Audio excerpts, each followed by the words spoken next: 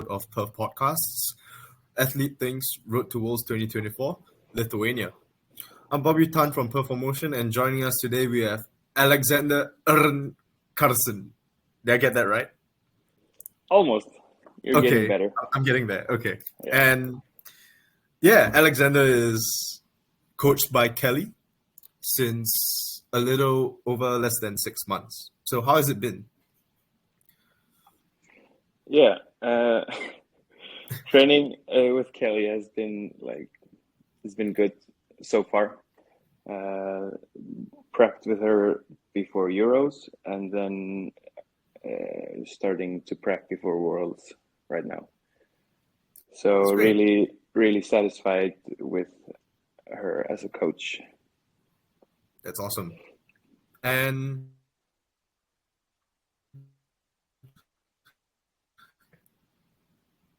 sorry?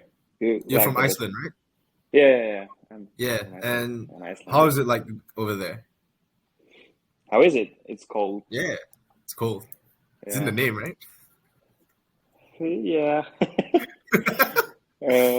We have like really cold winters and okay summers.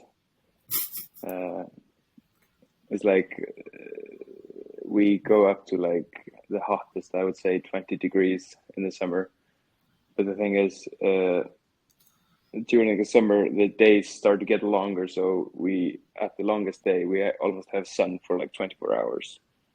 Wow. Yeah, but it's the opposite in the winter. So we get like 1 or 2 hours of sun and then it just starts.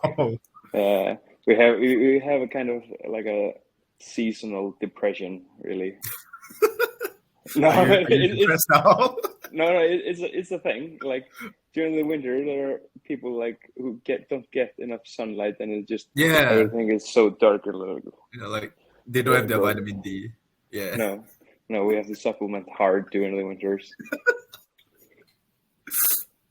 So I guess we all want to know, how did you get into powerlifting? So I started powerlifting in 2019. Before that, I had been going to the gym for like 1.5 years and did one bodybuilding show at that time because I quit training soccer when I was like in 2018 or 2017, I believe, because I liked going to the gym and I like switched it up a little bit. But because of my like competition perspective, I couldn't just be going to the gym just for the looks. So I really wanted to compete in something, and I picked from like doing CrossFit or bodybuilding or powerlifting. I decided to go for bodybuilding first because I was lean enough after the soccer, so cutting before it wouldn't be too hard. Yeah, I was wrong on that perspective. It was pain. And after doing this one show, I decided like this is not for me. I love food too much to like stop eating. And then I tried CrossFit. I went to like this seminar for like over a weekend. Did 2 sessions and quit because I hated it so much. I don't understand people. Don't really understand people who do CrossFit. So then I heard from a friend of mine that I was actually very near a Icelandic record on bench press in powerlifting. So I just decided to say, what was it? I don't know. It was like 83 junior 150 bench or something. Right. It was like the record. And how much were you benching at the time? Sorry? How much were you benching at the time? Probably around 150. Oh, okay. I don't know. It's been so long. Right. But I decided to go for it, but it didn't actually stay in the 83 kilo class.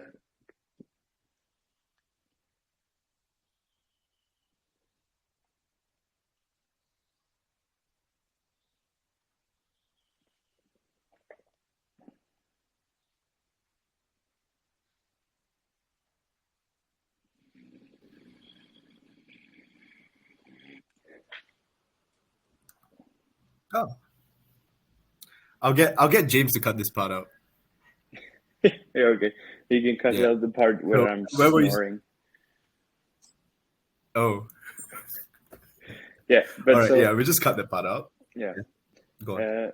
So I was like at that time I was around 80 kilos when I was prepping for the bodybuilding show, and I was Yeah. benching like 140, 150 on a good day.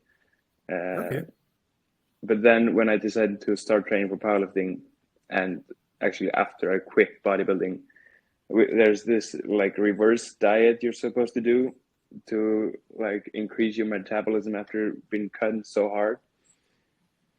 But I already decided I don't want to do this anymore, so I just said fuck it. And like at that time I was working at Domino's, like this pizzeria, and I ate like 20 pizzas over the course of 1 month, and I gained like 10 kilos.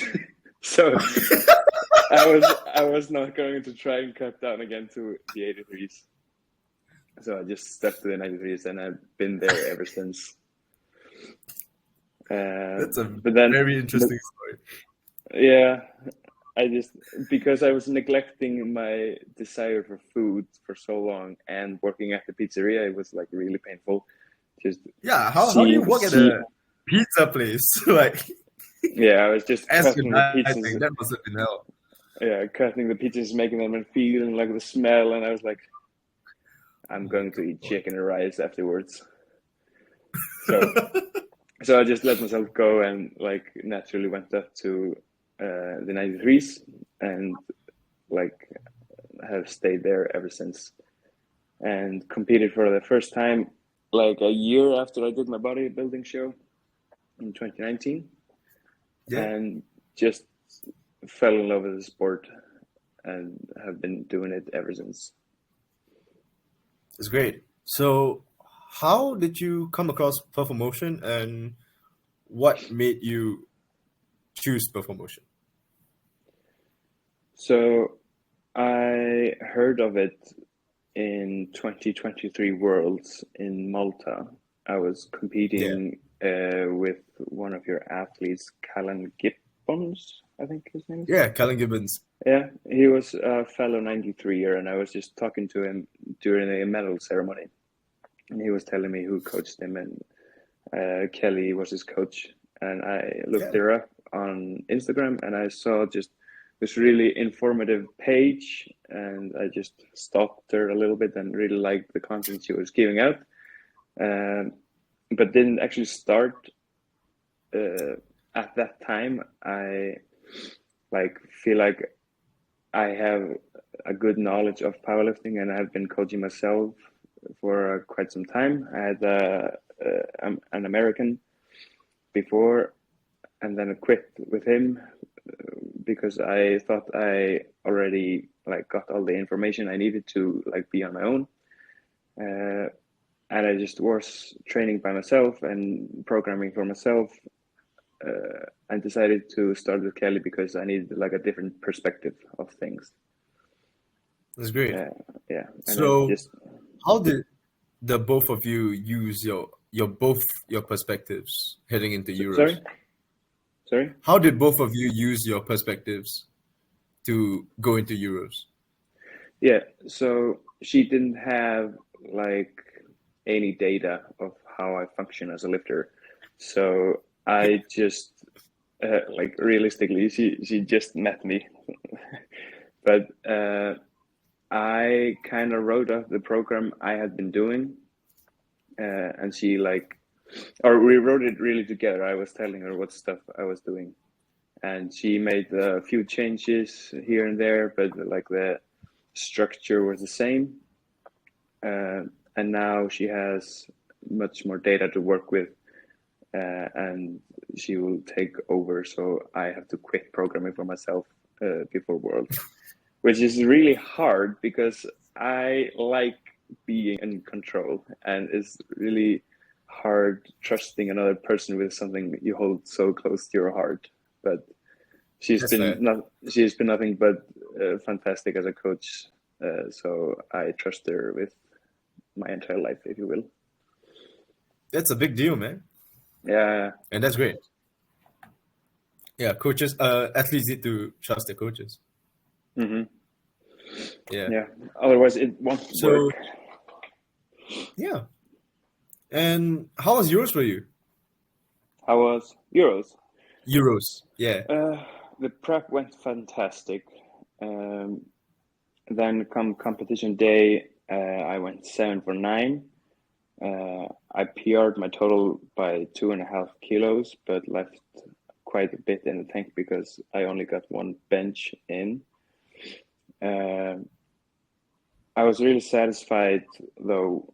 Okay, I was satisfied, not really. I was just satisfied with the performance. Went 3 for 3 on squat and managed to PR my squat by 5 kilos. That's great. And that was like really big for me because I had been plateaued in squats for like 2 years. I always ended up with 272.5 or 275, depending if I was feeling like American or not. Good. During 600 pounds or 5 plates.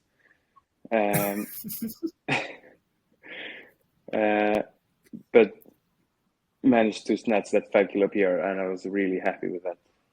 Especially. So you squatted. What did you squat on at Euros? 280. That's great. Yeah, it's fantastic. And how was bench press? The bench, I had a little bit of problem during the bench. I missed my opener because I jumped the command. But I knew I was in contention for a possible podium on bench. And I knew the number I had to hit was somewhere between 195 and 200.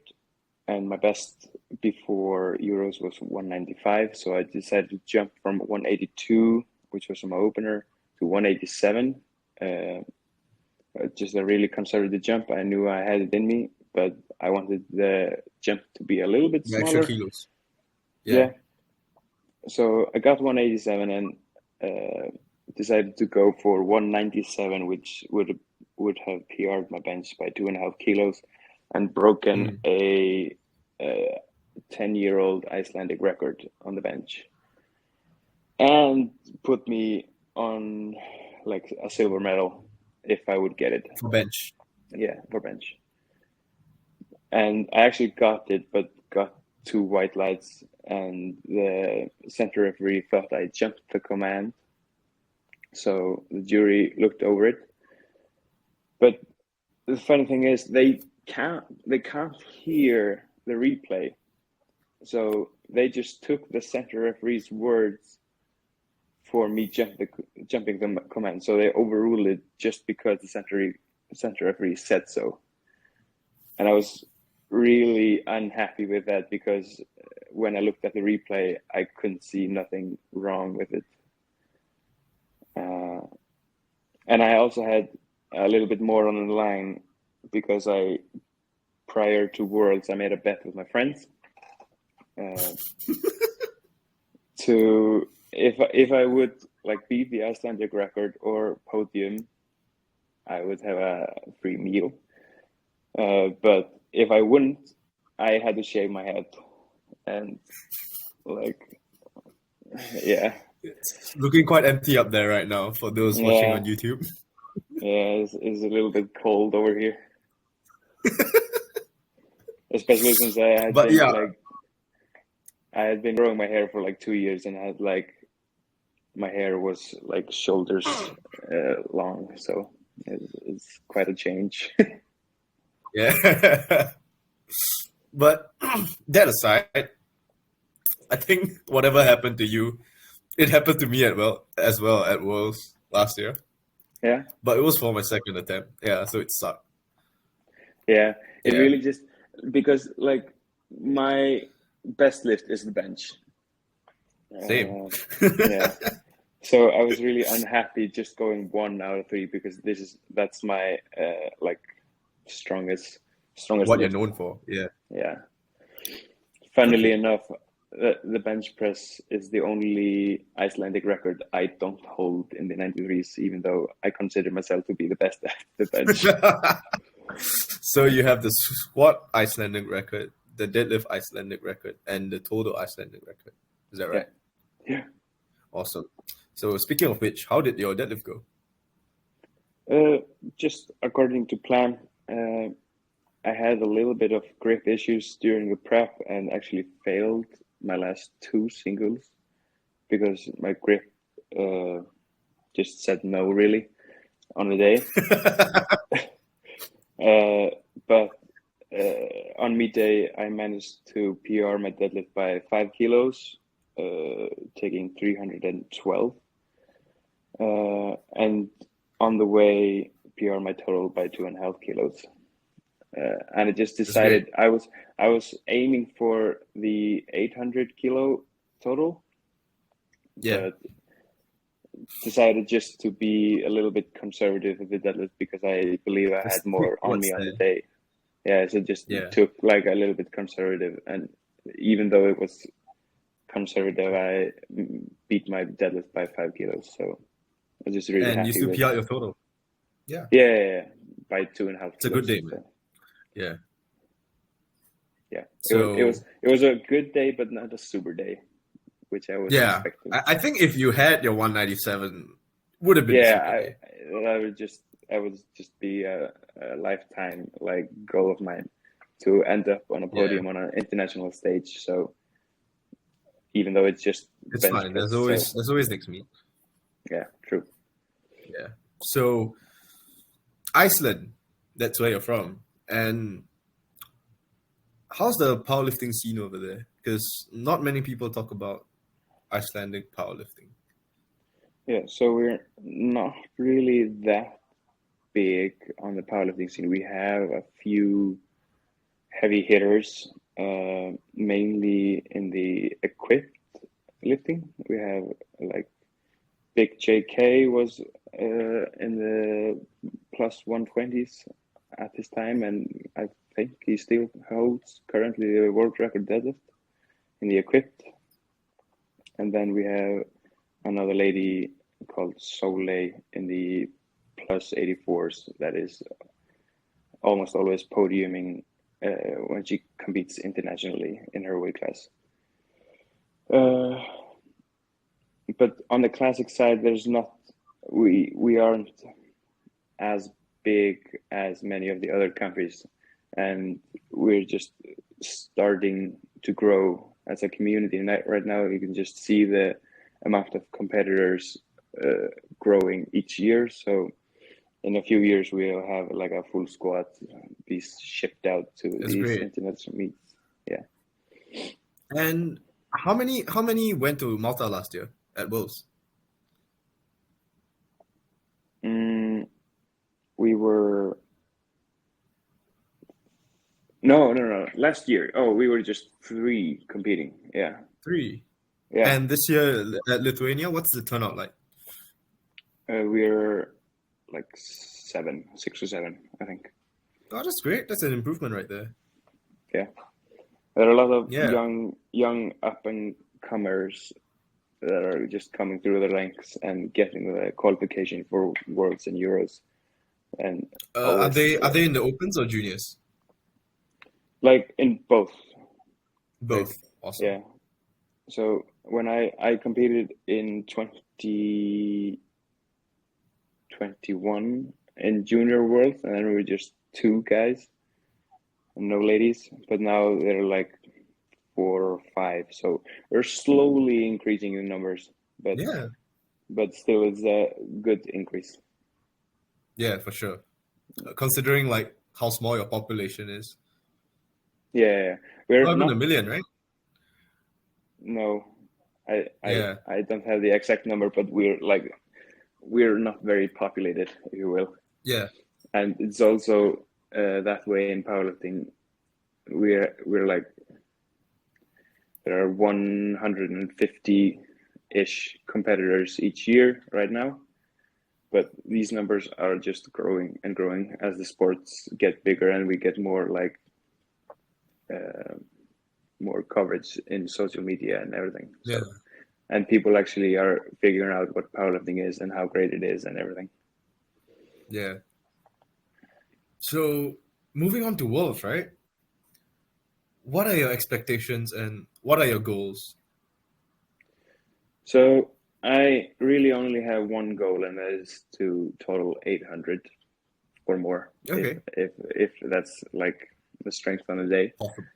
Yeah. I can't really. I'm not in a place to say like I want a podium or I want to finish this place or something, because like the 93s are very Stacked. competitive and There's Brandon. insanely stacked and a very good spread on the division. So yeah.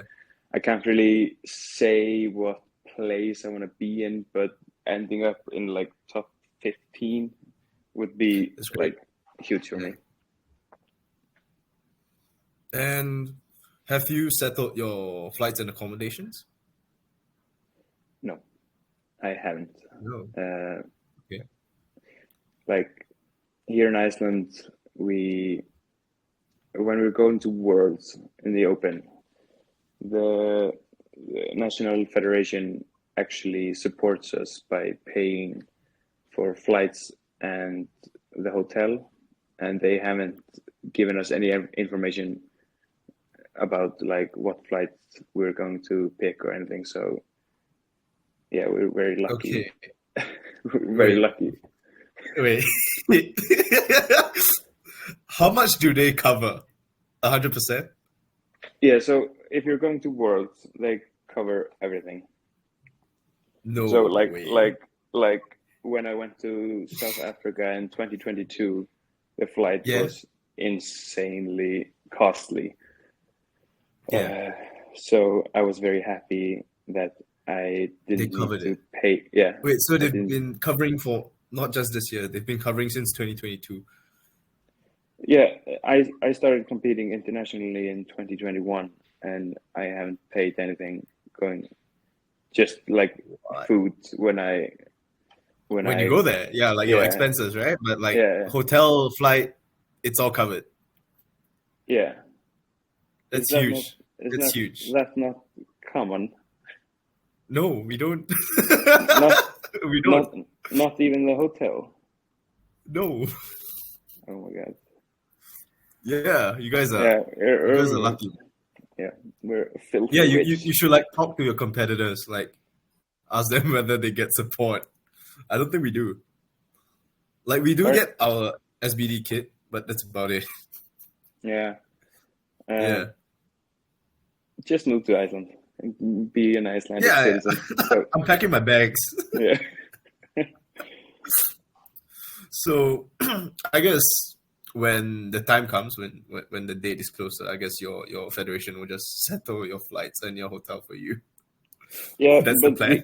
We like pick our flights ourselves, so then we just send them the receipt and they like cover us back. Okay, so like you can pretty much. We can't pick like any flight. I can't just. Okay, like not first class, right? No. It has to be reasonable. So like I have to send them. Like I always pick like premium economy.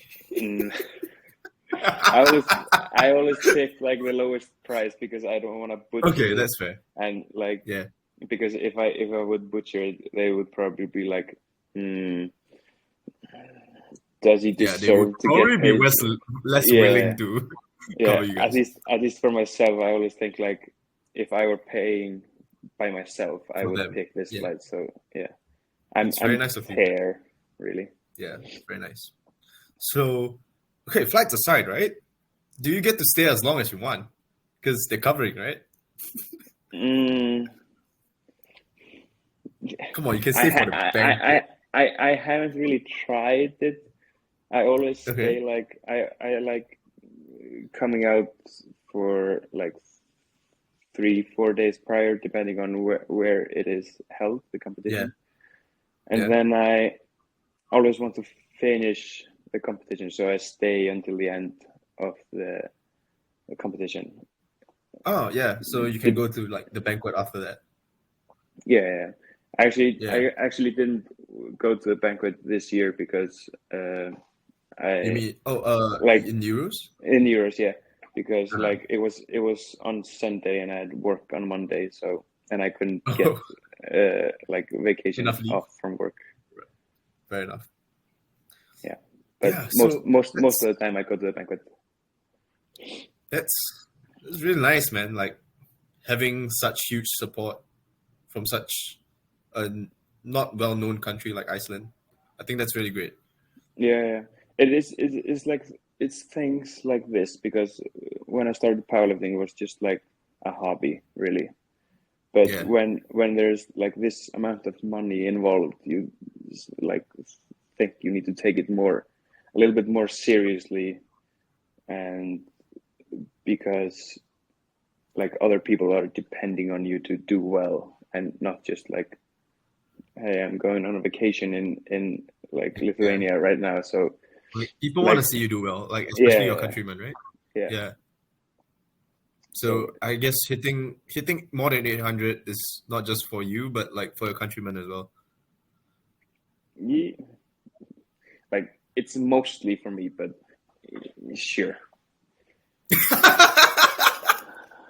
Yeah, I'm always thinking like I'm doing this for myself, and when the time comes, if I like feel like quitting and like it's time to quit now, then I'll do it. But because I'm not doing it for anybody else but me. But there are people that are like, they want me to do well, so Yeah, I'm kind of doing sure it they for do. others as well. That's great. So before we finish this episode, right? Let's talk about what you want to do after Worlds. So after Worlds, do you have any plans to compete, or like you're gonna take a nice long off season? Yeah, I think it's like we have nationals in October, I believe, and I don't think I'm competing in any other meet until then. So it will be a nice off season, especially since like we have Euros and Worlds with such a short period of time. Yeah. So I'll really enjoy myself like the first few weeks after Worlds, and then we're just going to start like some off-season prepping before we start like the competition prep before nationals. That's great.